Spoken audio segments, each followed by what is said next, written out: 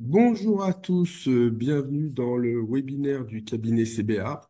Aujourd'hui, je vais vous parler des règles fiscales pour les expatriés français qui résident à l'étranger et notamment ceux qui ont des revenus de sources françaises.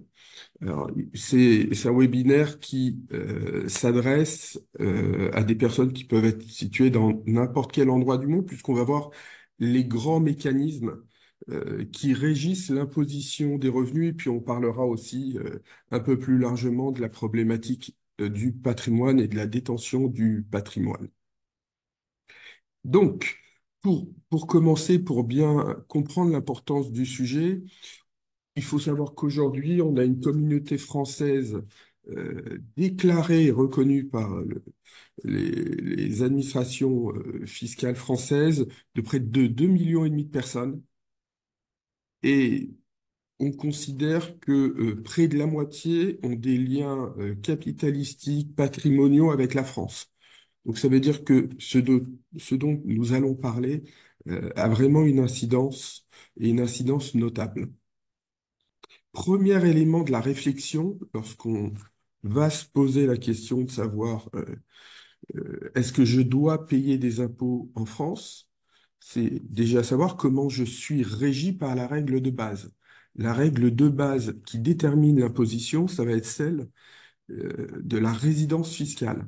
La résidence fiscale, c'est vraiment la pierre angulaire de la fiscalité internationale et qui va permettre de déterminer le lieu d'imposition parce que on part là du principe que vous êtes résident étranger, expatrié, mais quelquefois ce n'est pas aussi simple et la France peut considérer que vous n'êtes pas expatrié ou résident fiscal étranger, même si vous avez une, une demande pour un foyer d'habitation à l'étranger et que vous rentrez jamais en France. Il faut bien comprendre que au regard de la fiscalité internationale, on peut être amené à payer des impôts dans un pays comme la France sans pour autant y résider. Alors, on va juste rappeler les éléments importants et l'ordre que l'on trouve dans le cadre de l'article 4B du Code général des impôts. Donc, c'est quand même un des premiers articles du Code général des impôts. C'est que la résidence fiscale est liée à un des trois éléments détaillés ici, le foyer d'habitation, le centre des intérêts économiques et la durée du séjour. Alors après, on vous parle de la nationalité. C'est vraiment très, très rare qu'on arrive sur ce critère-là, celui de la nationalité.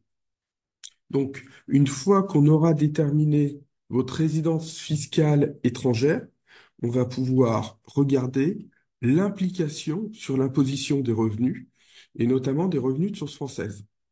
Alors, on a typiquement des revenus de sources françaises qui vont être soit à déclarer en France, soit à ne pas déclarer en France. Les salaires. Les salaires, par définition, sont quasiment toujours. Alors pourquoi je dis quasiment? Parce qu'on verra tout à l'heure qu'on a les règles qui concernent les conventions internationales, mais le salaire est normalement imposé dans l'état de source. Donc, si vous êtes non-résident et que vous avez un salaire de source française, vous allez être obligé de faire une déclaration en France. Vous verrez que dans les différents mécanismes employés, on a souvent le sujet de la retenue à la source. Pour les salaires, on n'a pas attendu la mise en place en 2019 du prélèvement à la source. On avait déjà une retenue à la source qui est payée soit mensuellement, soit trimestriellement, même des fois annuellement. À l'inverse, les retraites privées ne sont jamais imposées dans l'état de source, mais dans l'état de résidence. Alors c'est intéressant, hein, vous voyez quand même sur quelque chose de plutôt similaire. On a une imposition dans l'état de source et l'autre dans l'état de résidence. Quand on va rentrer dans d'autres détails de catégorie, on va rentrer avec des mécanismes qui peuvent être spécifiques. Je cite là, par exemple, l'article 150U concernant les plus-values.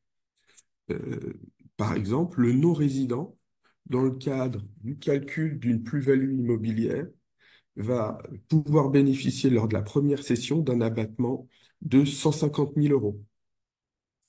l'ensemble des règles fiscales applicables aux résidents fiscaux français sont applicables aux non-résidents. C'est-à-dire que le régime de base des plus-values immobilières, c'est une exonération après 30 ans de détention du bien. Ben, ça va fonctionner de la même manière.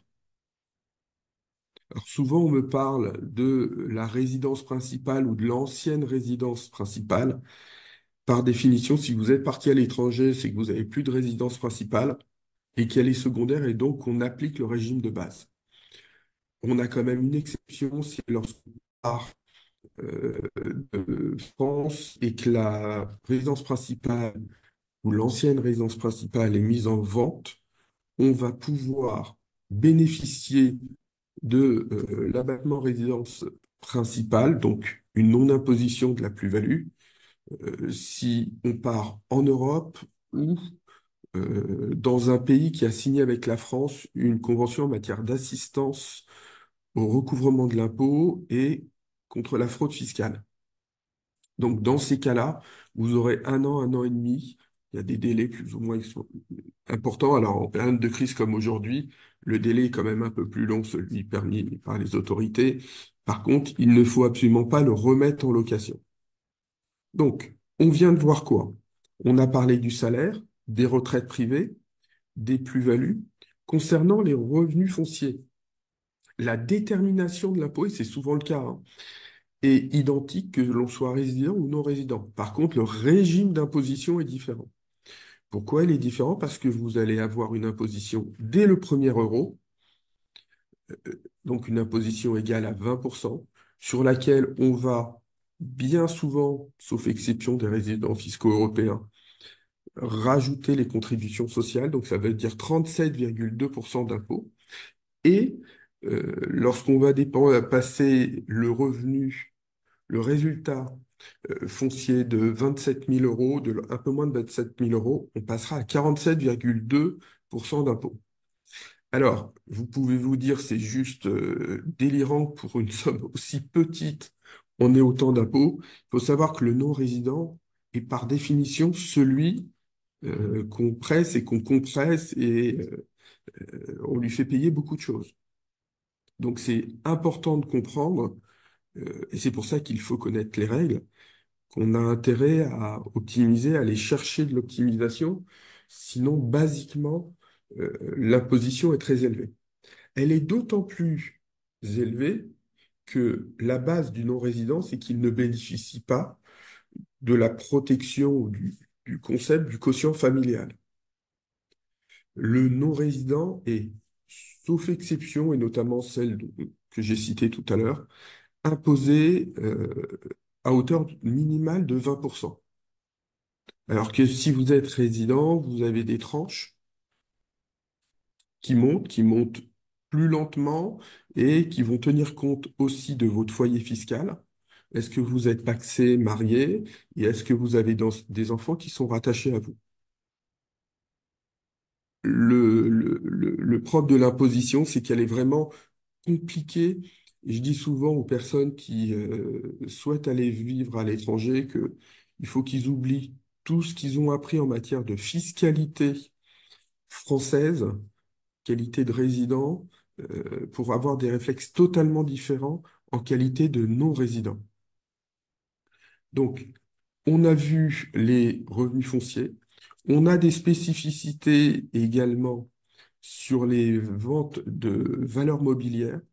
Or, le principe, c'est que vous ne serez imposable en France que sur des valeurs mobilières où vous allez être majoritaire, généralement, et on va voir que ça varie entre 20 et 25% du capital, voire moins, quelquefois. Pour pouvoir déclarer ses revenus, donc on voit qu'on a les mêmes méthodes que si l'on est résident fiscal français, avec des taux d'imposition qui peuvent varier. Néanmoins, tout ça n'est possible que si l'on respecte une convention fiscale. C'est-à-dire, si la France a signé avec le pays dans lequel vous résidez une convention fiscale, on reste plus sur les dispositions du Code général des impôts, mais sur les dispositions prévues par la convention fiscale, qui va prévoir souvent un partage d'imposition. Alors, la France a signé près de 130 conventions en matière d'impôt sur le revenu. Le but est d'éviter une double imposition. Alors, on peut trouver facilement la liste des conventions et les lire. Alors attention, contrairement à ce qu'on pourrait penser, une convention n'est pas facilement compréhensible parce que c'est un système de tiroirs. Et donc, vous pouvez effectivement, un article, comprendre tout à fait les modalités d'imposition, mais vous allez avoir des mécanismes qui sont décrits à la fin pour éviter la double imposition, et donc qui vont venir éventuellement contredire cela. Alors, c'est quoi le principe? Le principe, c'est que, on va prendre le basique, hein, le revenu foncier, alors qu'il soit en loueur meublé non professionnel, en micro BIC si c'est loué meublé, ou en revenu pur bénéfice foncier. On va donc vous faire payer de l'impôt en France. Cet impôt, en fonction de l'état où vous vous trouvez, va constituer un crédit d'impôt ou une exemption d'imposition. Alors, on a plusieurs mécanismes, hein. On va faire les plus simples sans rentrer dans les détails parce que chaque convention peut créer un mécanisme différent. L'exemption, c'est qu'on vous dit, bah, vos revenus fonciers étrangers, on ne va pas du tout vous les imposer dans l'état où vous résidez. C'est quand même rarement le cas. Et donc, bien souvent, vous allez bénéficier d'un crédit d'impôt. Alors là, on va voir deux méthodes. Le crédit d'impôt, première méthode, c'est celui qui va s'imputer l'euro. Vous avez payé en France 2 500 € d'impôt au titre du revenu foncier. Vous bénéficierez donc d'un crédit d'impôt égal à 2 500 €. Mais ce n'est pas non plus la méthode la plus courante en matière de crédit d'impôt. Généralement, on n'est pas en crédit d'impôt l'euro, mais crédit d'impôt complet. Ça veut dire qu'on va se retrouver, par exemple, à une imposition en France de 2 500 € et dans l'État où vous résidez, on dit que ce 2 500 € va annuler toute imposition dans votre pays, même si elle est de 3 500 ou 4 000 €. Donc voilà, il y a différentes méthodologies qui résultent de négociations entre les pays. Et souvent dans les conventions fiscales, on voit l'histoire de la France. On n'a pas le même type de convention avec les anciennes colonies d'Afrique euh, qu'avec des pays où on n'avait pas de lien historique. On n'a pas non plus les mêmes conventions avec des pays européens et par rapport aux pays non européens. Et chaque convention peut avoir ses spécificités. Alors, nous fiscalistes, à force de les utiliser, on les connaît, on les comprend, mais voilà, ne pensez pas que les conventions disent toutes la même chose. Donc, le principe de base, c'est que vous allez payer des impôts en France sur les revenus de source française. Il faut bien vérifier ce qu'on appelle revenus de source française, si ça rentre dans les catégories de l'imposition. Et en fonction de cette imposition, et si une convention est signée avec le pays dans lequel vous résidez, vous pourrez utiliser le montant que vous avez payé pour diminuer vos impôts dans ce pays-là. Voilà pour, on va dire, la première partie de l'analyse. Après, lorsqu'on regarde les revenus de source française, ben, il faut savoir comment on va les déclarer. On va les déclarer en qualité de non-résident au centre des non-résidents. Le non-résident est celui, alors depuis un certain nombre d'années, avant c'était il y a une dizaine d'années, c'était un peu l'inverse, c'est celui qui déclare le premier en France. Donc généralement, il est avec les premiers départements français à déclarer début mai, mi-mai de chaque année. Ça va donner lieu à l'émission d'un avis d'imposition, de mise en recouvrement. Cet avis d'imposition, si on est résident fiscal français, généralement, il arrive au mois d'août. Alors, pour les non-résidents, il peut être un peu plus compliqué, et notamment le premier avis qui suit le départ de France. Donc là, il faut faire attention, il ne faut pas s'étonner. Nous, typiquement, cette année, on a reçu jusqu'au mois de décembre des avis d'imposition de non-résidents.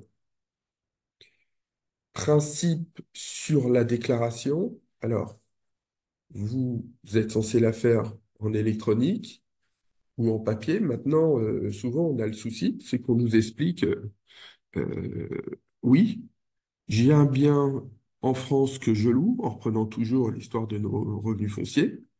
Mais pour autant, j'ai jamais été résident fiscal français ou j'ai été résident fiscal français il y a 20 ans. Comment je fais pour déclarer?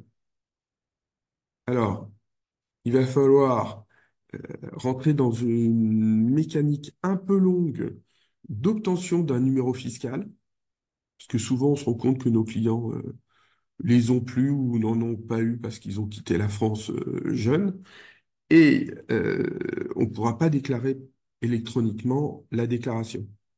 Donc, important, il va falloir que vous rentriez vous-même dans le moule des déclarations des résidents fiscaux français. Et donc, c'est à vous, comme on est sur un système déclaratif, de faire le nécessaire pour vous faire connaître de l'administration fiscale. Je vous ai expliqué tout à l'heure que on avait une imposition quand même plus élevée pour les non-résidents. Je précise, et ça va dans ce sens-là, on ne peut bénéficier ni de réduction ni de déduction d'impôts lorsqu'on est non-résident. Donc, on a souvent, lorsque nos clients partent et conservent de la rémunération de source française, on leur explique, il y a quand même toute une mécanique pour essayer de faire des simulations et voir ce que ça va donner, parce que si vous êtes un foyer fiscal français moyen, on va dire entre avec deux ou trois enfants, vous avez quelques réductions d'impôts et que vous partez, vous conservez des revenus de source française, vous allez voir que vous pouvez quand même avoir un écart un peu important dans votre esprit sur le système d'imposition. Alors, bien évidemment, on ne s'amuse pas à ne pas déclarer parce que ça va vous amener des pénalités de 40%, des fois plus, et ça peut même arriver sur du pénal. Donc, vraiment, aujourd'hui, avec l'informatique, penser qu'on ne puisse pas vous trouver, c'est quand même très illusoire.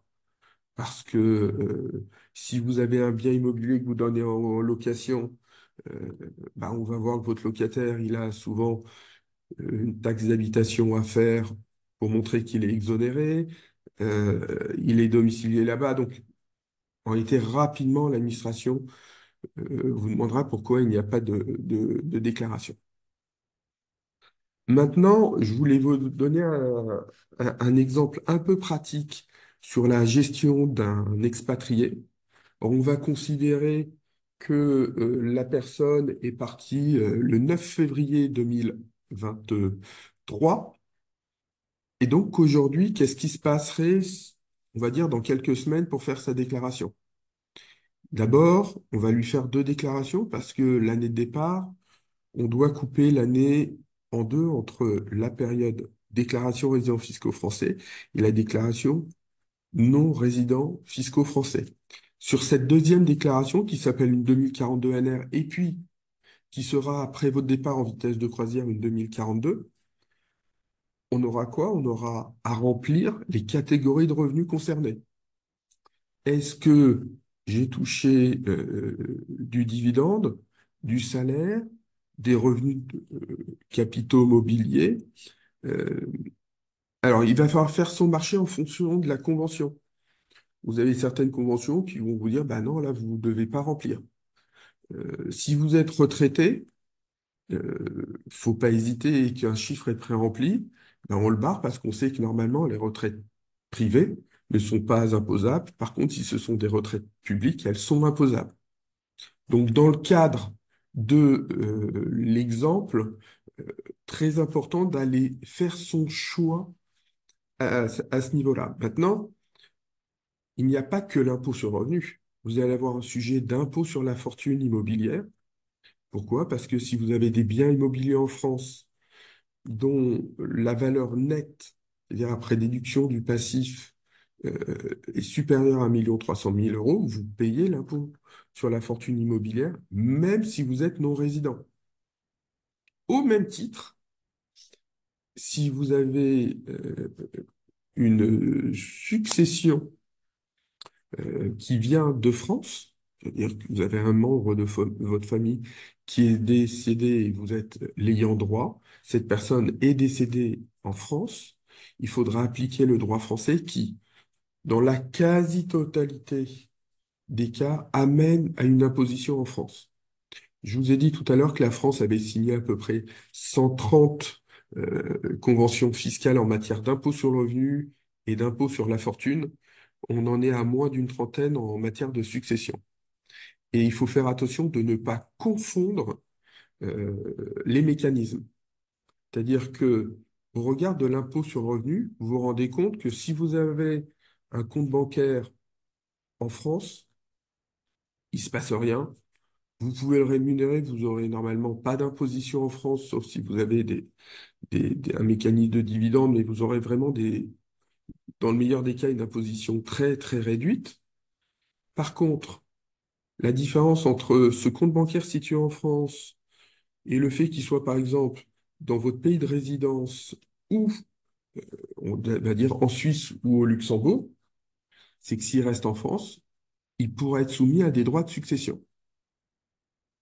Donc, dans le cadre de vos obligations, il faut vraiment avoir une vision très, très large et pas uniquement vous dire, j'ai un sujet d'impôt sur le revenu, j'ai un sujet d'impôt. Non, on va aussi voir les successions. Si on veut optimiser, il faut toujours se poser la question, soit avant de partir, soit lorsque on va créer du revenu de source française, c'est-à-dire vous avez un contrat, vous allez être embauché en qualité de salarié, vous achetez un bien immobilier, euh, beaucoup de choses. Il faut pouvoir optimiser. Donc, toujours demander et faire des simulations pour voir quelle est la meilleure situation. Je vous donne un exemple, hein. Si vous souhaitez acquérir un bien aujourd'hui en France pour faire du locatif, faut surtout pas, lorsqu'on est non-résident, alors déjà qu'on est résident, on a du mal à le faire, mais alors qu'on est non-résident, faut surtout pas acquérir en direct. Faut passer par une société et on va dire idéalement par une structure soumise à l'impôt société pour éviter l'imposition de 37,2% et 47,2% que je vous ai décrit tout à l'heure. Euh, donc il y a des choix à faire, au même titre que si vous devez avoir un contrat de travail, vous posez la question, est-ce que vous pourriez pas à la place avoir un contrat de prestation avec l'entreprise, avec des règles un peu strictes, notamment sur les préavis, pour essayer de vous rapprocher d'un mécanisme contrat de travail, mais où vous aurez des impositions totalement différentes. Donc, euh, il faut pouvoir jauger les incidences de la fiscalité, de ce que vous souhaitez faire en France, pour pouvoir après les optimiser et rentrer dans un mécanisme, on va dire pour le coup, classique, qui va pas vous créer de l'imposition pour rien. Donc voilà ce que je voulais vous dire aujourd'hui. Retenez bien que au départ, il faut toujours regarder la notion de résidence fiscale, aller chercher la convention qui régit les relations entre le pays où vous résidez et la France.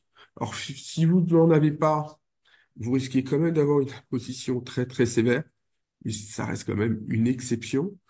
Et puis, une fois que vous avez une compréhension de, des règles d'imposition et de l'impôt qui doit être imposé, se dire, est-ce que j'ai une possibilité d'optimiser cela en passant par des mécanismes un peu différents? Voilà ce que je voulais vous dire aujourd'hui. Je vous remercie d'avoir participé à ce webinaire et puis je vous donne rendez-vous pour un prochain webinaire du cabinet Sébar.